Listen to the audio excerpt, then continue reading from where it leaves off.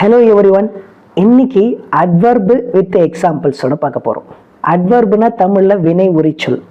இங்கிலீஷில் எப்படி டெஃபினேஷன் சொல்லலாம் அப்படின்னா, adverb is nothing but it gives additional meaning to the verb pattern R extra meaning to the verb pattern. அவ்வளோதான். வினைச்சொல் தொகுதிகளுக்கு கூடுதலான அர்த்தத்தை ஏதாவது ஒரு வகையில் வழங்கிச்சுன்னா அதை நம்ம அட்வர்புன்னு சொல்கிறோம். இப்போ உதாரணத்துக்கு, ஷீ ரன்ஸ் குயிக்லி, அவள் வேகமாக ஓடுகிறாள்.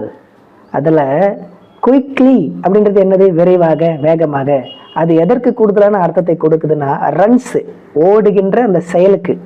ஷீ ரன்ஸ் குயிக்லி, குயிக்காக ஓடுறா. அப்போ குயிக்லின்றது அங்கே இருக்கிற ரன் அப்படின்ற வினைச்சொல்லுக்கு கூடுதலான அர்த்தத்தை கொடுப்பதனால் அந்த குயிக்லின்றது அட்வர்ப். இந்த அட்வர்ப்ன்ற வார்த்தையிலேயே பாருங்களேன், add extra meaning to the verb, that is called adverb. அப்படி கூட நீங்கள் ஞாபகம் வச்சுக்கலாம். சரிங்களா?